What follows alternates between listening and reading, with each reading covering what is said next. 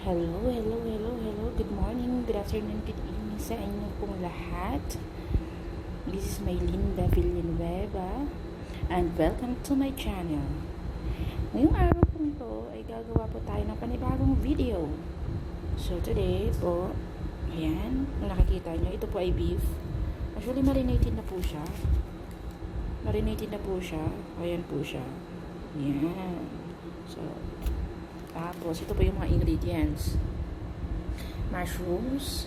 So, don't mind my hands kasi yung gloves ko, sinag-slice po ako ng carrots.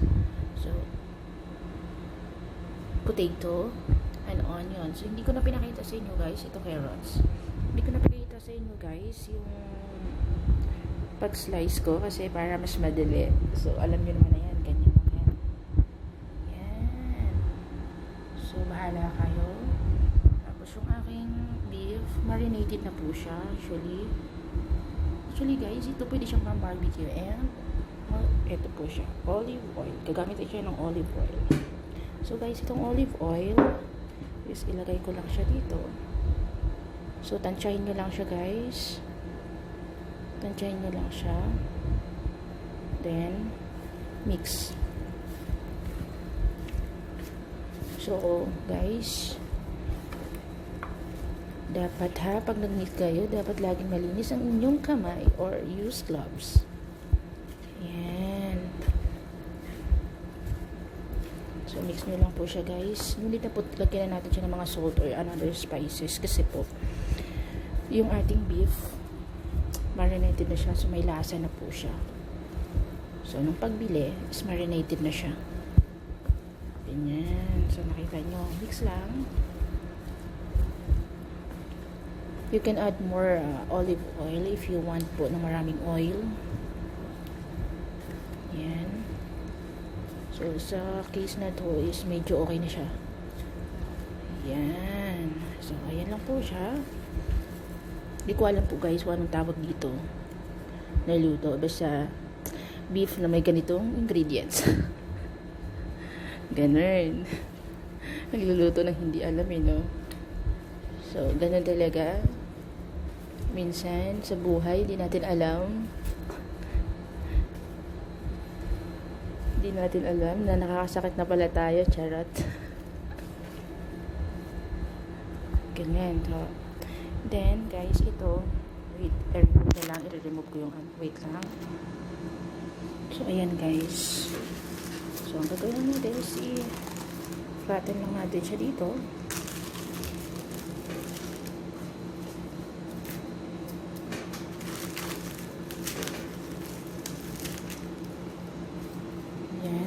Flat lang natin siya dyan or you can mix naman. So parang nagtatagal kasi medyo frozen. So wait lang, pakita ko sa inyo later yung finish. Ayan guys, na-arrange ko na siya. Ayan na siya. So again, mix lang natin siya ng konti. Ayan na siya. Lagyan ko lang siya ng tapos ngayon is lalagyan natin siya ng cover. Okay. Yan guys, na-cover ko na siya ng foil. So, ilagay na natin siya sa oven. So guys, tingnan nyo na lang siya siguro kasi hindi ko siya alam kung hanggang anong oras siya bago maluto. So later update ko kayo kung anong oras. Okay? So sa ngayon, dyan muna siya. Ayan. Ayan guys. Ayan. Check nyo lang po siya every now and then. Ayan. Ganyan lang po siya guys ha. Check nyo lang siya. Kung luto na siya, yun, tapos, yung aking apoy, guys. Look. Between, di ko alam kung ano yan. Kasi nga, 140, 190 na agad. Yan. Check natin siya.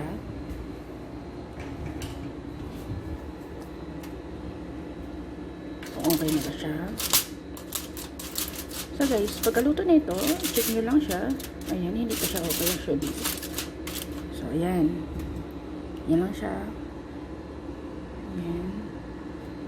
Check nyo lang siya every now and then para naman avoid na masunog yan or ano. Then, ready to eat na siya guys. Ganyan lang kadali siya. Ayan ay marinated beef na bandang ribs. Kita nyo naman kanina. So, di ko alam actually ang luto dyan. Siguro, lalagyan na natin siya ng title. Pag pinost ko na siya. Ganyan. So, yan lang guys.